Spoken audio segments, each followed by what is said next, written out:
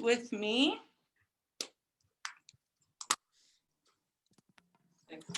Good afternoon, Coach. We will get started with questions from Kent. Kent, go ahead. Good afternoon, Coach. I know you have a very important game to coach and get ready for, but there will be some emotion, I think, on Saturday with Simone kind of being target center for the first time since she left the franchise. And I know you've talked at length over the years about what she's meant to this franchise, but in her retirement press conference, which was pretty emotional, she really talked a lot about that very first championship year, how things came together, and in particular, maybe even the first practice after she said they just killed the men's practice team and they just knew how good it was going to be. I mean, you probably don't have time to reminisce a lot, but can you remember what she was talking about? Can you identify with that feeling of things coming together back in 2011? Yeah, I think, the idea that our identity was born in that training camp is something that we all felt. We all knew it, everyone that was involved. I tell the story all the time that it's a group that just loved being together. They loved competing together in practice and shoot around. It's a rare thing, for collectively as a group for them to enjoy things so much, eager to do drills, eager to win drills together, eager to beat the practice guys, that sort of thing. But they felt it right away, in the first day in terms of the energy of the group. And I also think it was a hungry group. I think the season before, might have had something to do with it. Lindsay Whale and Rebecca Brunson were with us. I always say that they're winners. They weren't going to stay down long. After that 2010 season, we knew exactly what we needed to do. Simone was healthy at that point, and not so much in 2010. And then obviously, Maya Moore. So all the pieces, sort of, and we got Taj Williams Franklin. It was just like it just fit, like instantly. It just fit. And all of us felt that. And, you don't know how it's going to translate to wins and losses, but we all knew it felt really good. I think it's interesting, that game will commence on Saturday, and two of those players from that team will be assistant coaches in that game, Simone on one side and BB on the other. You look at that team, Taj has done some extensive coaching, and Lindsay's now the head coach of Minnesota. I mean, looking back, could you have predicted that group would not only win titles, but would kind of impact the game after they finish playing the way that maybe that group has? Well, I always say this to players when I talk about what they want to do next. There are some that that coaching is in their future. They talk about it. They see the game that way. And then there are some that you go, you know what, they could be pretty good. They just don't know it. And you ask questions for people like Simone or Rebecca, about coaching, and they'll tell you not no, but hell no. And those are the ones that are going to end up in coaching. They just don't know it. So, we tell, I've got, players today that will say the same thing. And it's just, it's hard maybe to see it when you're in the midst of your career. I think when you get closer to the end, not the same thing, but I remember as a college player for myself, there was not going to be a future, but I wanted to stay in basketball. It wasn't going to be a future for me as a player. Coaching is it. And so you just know that these players are so passionate about the game of basketball. It's very hard to leave the game. And they have so much value to what they're able to share. So I'm thrilled that we have so many former players, whether it's the Lynx or, in general, the WNBA. It's looking more like what it should look on benches, and to have former players. And obviously I'm proud to have, a few of ours doing just that. Last question on this. When Simone is obviously introduced and she was talking about how she'll be kind of verklempt about it, do you think you'll feel a little tug of emotion, maybe a little nostalgia before the game actually gets started? Me? Are they introducing Simone as a starter or they're? Yeah. Well, when she makes her return to the target center. Oh, it's like when Odyssey came, or when former players come. I think we do a great job of acknowledging and welcoming them back. But no, I want to win the game. That's all I care about. I'm not going to be emotional at all. My emotions are going to come during the course of of play during the 40 minutes or however long it takes. Thank you. You're welcome. We'll go to Cody and then Pat. Cody, go ahead. Just bouncing back from Washington, a lot of turnovers that game. Mm-hmm. What emphasis did you have on that? Don't turn it over. Yeah, don't stop turning the ball over. We're leading the league in a category that we just don't want to. It's a very dubious distinction to be number 12 or number 1, however you want to see it, in points off turnovers. And we're giving up off of our offense 19 points to the other team. Very, very difficult to win over the course of time doing that. So we just talked about we want to evolve as a team. I mean, there's a time and a place for us to say, well, you got to play together a little bit longer, this, that, and the other. I don't really ever subscribe to that. Don't turn the ball over. If it's not open, don't throw it. Shoot it when you're supposed to shoot it.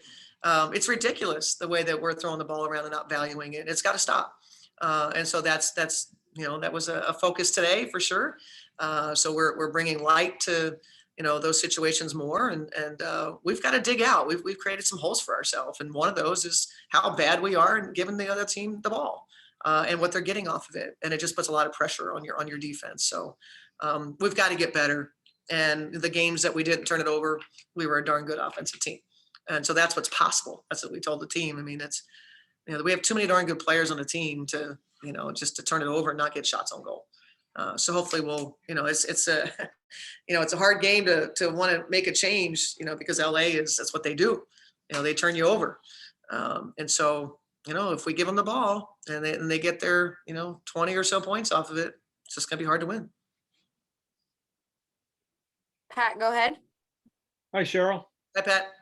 Wanted to go back to Simone for a second. I know you've talked a lot over the years about her willingness to become a shutdown defender was one of the keys to all those championships. I know you've talked about this a lot, but I wonder if you could take us back to that initial conversation. What do you remember about when you broached the subject to her, and what kind of work did she do behind the scenes to make herself into that shutdown defender? Well, let's clarify. There was 1 year, and that's the 2011 season that Simone, I thought, had her best defensive season and should have been on an all defensive team. I would say that from there, it sort of ebbed and flowed, depending on, maybe matchups, that sort of thing. But the conversation with Simone between the 2010 and 2011 season was basically, in order for our team to be successful, we have to defend at a high level, and that starts with perimeter defense. And oh, by the way, we have this rookie coming in who's not going to be able to chase people around. I think Simone sort of looked at it as like, I don't know if she never said it, but her actions showed that she was kind of being a big sister to Maya in taking the team's best perimeter players and doing quite well. It was the reason why our team was successful. It was the reason why we were in position to be in the finals. It was the reason why Simone was able to get MVP of that first championship. In that conversation with Simone, to say that when your best player is willing to do the harder things or the dirty things, what we consider dirty, your whole team is better for it. I don't want it to be something for someone else to do. I want it to be for one of our best players to do. And, as you probably could imagine with Simone, she just looked and nodded and said, I got you. And she said, no one's ever asked me before to play defense. I don't know if that's true, but maybe Simone never heard them before. But I think I was lucky because she had 5 years of experience of not winning at a high enough level.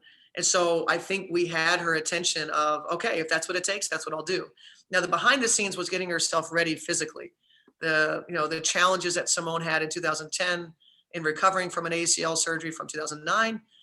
We always know that return is hard. And then on top of that, a major abdominal surgery. So, that Simone was even on the floor in 2010 was incredible.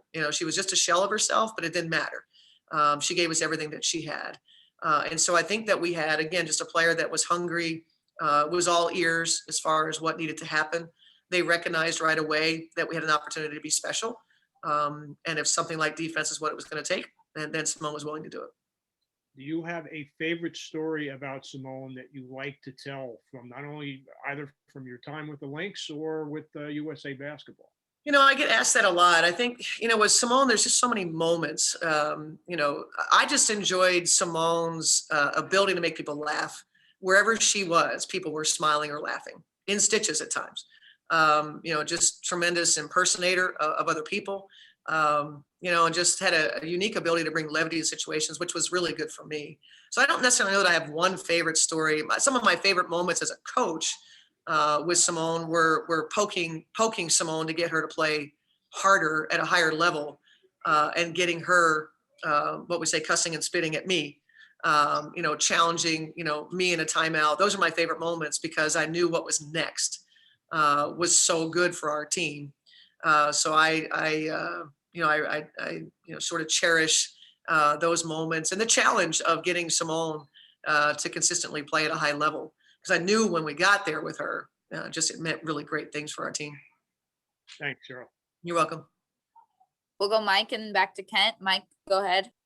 Thanks. Coach, you've talked a lot about the intense nature of this rivalry over the years with LA. And I think at one point earlier this year, you had talked about that the rivalry was so intense that there were a lot of Lynx players that would have never considered playing for LA. That's exactly So how right. weird is it going to be to see Simone in that jersey tomorrow? Will that just be a weird look given the nature of the rivalry and that she did go there? Blasphemy. In a word. Blasphemy. We've gone through it for a year, so Simone actually played against us, and it's a disgusting look. That's how I feel about that. That's just flat out blasphemy. Kent, go ahead. Is Kent Googling blasphemy? I'm trying to look up how to spell it.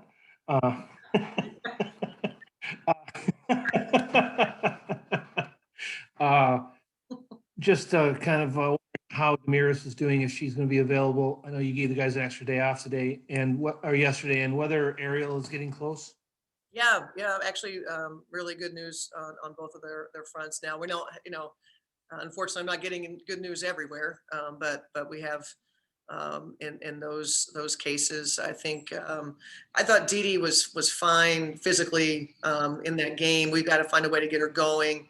Coming off the bench is probably not it. That's been my experience with her. But AP is progressing quite well, and is pretty close. So there's some bad news. Yeah, but you guys will have to wait. Have to let it go through the proper channels. We just learned some information, and you guys will get updates very soon. Alrighty, thank you, Coach. Is that it? All right. Hope you have a great rest of your day. Like what the Italians, when the Americans go to Italy and we sit down for dinner and we want to have bread and we ask for the balsamic vinegar and oil, that's blasphemy to the Italians, right? And I did that. I made that mistake. They didn't want to bring me balsamic vinegar and oil. So any player that was wearing a Lynx uniform to play at LA Sparks is blasphemy. See you guys. Thanks, Coach.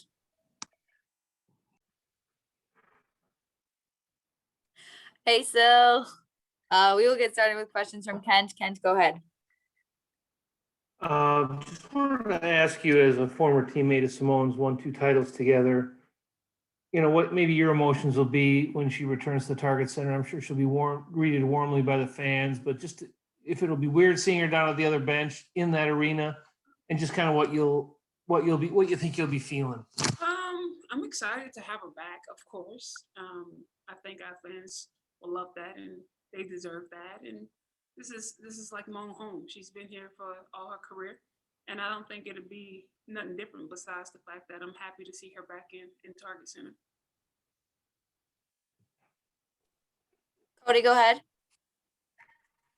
So because of your injuries last year, you didn't have to play Right. against her. So is that kind of poetic that the way things worked out is that you didn't have to play against Simone after she left? Yeah, kind of. I mean, I wanted to play against her. I know when the whole retirement thing came out, I sent her a long message and was telling her that she got lucky that I don't got to block her shots and stuff. But we joked back and forth, but it worked out perfect. I'm just happy she got the ending that she wanted, and hopefully she can go from there. The word Cheryl just used to describe a player from the Lynx going to the Sparks was blasphemy. Uh-huh. Just, I mean, I'm sure some of the emotions have subsided since then, Right. but just, how do you view that rivalry and Moan's role in that over the last year? It was tough at first because this is what I always considered my home. And the reason for me coming to Minnesota was to play again with Simone because we played together at school. So it was kind of hurtful on the decisions that she made. But at the end of the day, she chose to do what she do, and I supported her 100%. Pat, go ahead. Hi, Sil. Hey. Wondering if you've got, I mean, you've known Simone for a long time and you've been Mhm. around here through good and bad. You got a favorite Simone story that maybe you haven't told anybody yet that you'd like to share with us today? I think I shared this story before, which is one of my favorites. So I came to LSU on my visit, and two of the young ladies that I went to high school with also was at LSU. And so they pretty much was my host for that time. But me and Simone had some time to like break away. And that was my first time like meeting her parents and stuff at her place. And I remember her dad asking me did I want like pig lips and chips. And I was like, nah, bro. I was like, this is the kind of stuff that y'all eat here. He was like, yeah, it's really good. I was like, nah, I passed. That's a hard pass. So that's like one of my favorite stories because it pretty much sums up Simone, like very country, low key, and eat anything. When she when she played here a couple of times, folks asked her about coaching and she didn't sound particularly interested in going that route. What did you think when you heard that she was going to become a coach? I wasn't surprised at all. I think more so of that response from Moan was she didn't want to be a coach because like she was gonna have to deal with like players like herself. But at the end of the day, I'm not surprised because Moan is a teacher. She's a teacher of the game. She liked to teach and she loved the game so much. So I wouldn't feel comfortable with her doing anything else outside of coaching. Thanks, Sil. Mike, go ahead. Sorry, my question was already asked. I'll unraise my hand. Okay, sounds good. Kent, did you have a follow-up? I did not. Alrighty, any other questions for Sil? Cody got one. Cody, go ahead. You've been here the longest of anybody currently.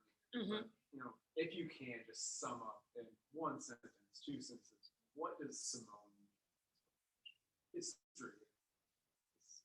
If I can sum up what Moan means, Moan is the Lynx. She's been here from day one. She's been through the good, bad, and the ugly, and just the work that she's put in. So when anytime you think about Minnesota Lynx, you can pretty much put Moan besides that. Thank you. Great, thanks so much, Sil. Hope you have a great rest of your day. Thank you. All Hi, right. Fee. Bye. We'll get started with questions from Kent. Kent, go ahead.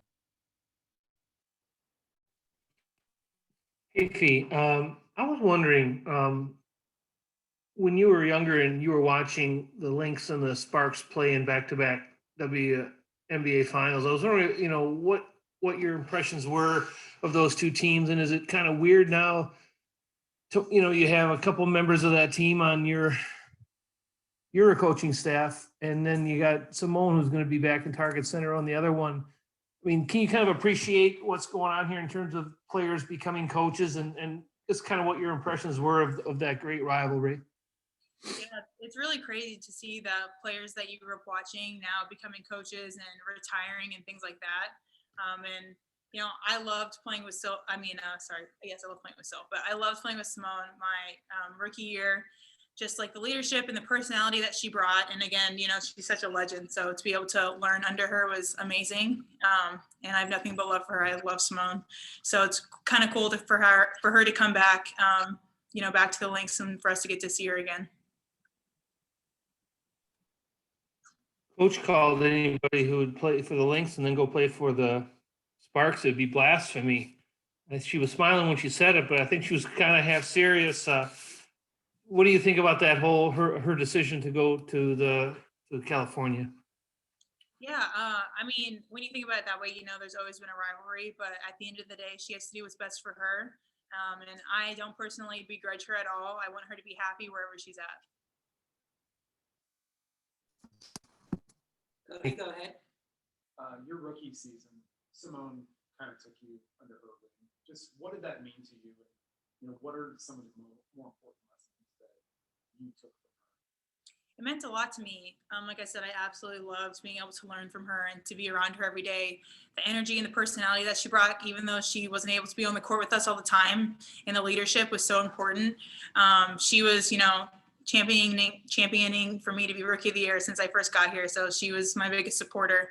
And I really appreciated that, the confidence that she had in me and telling me that, it's my turn coming up next and to take care of the franchise and things like that. It meant so much coming from a player like that.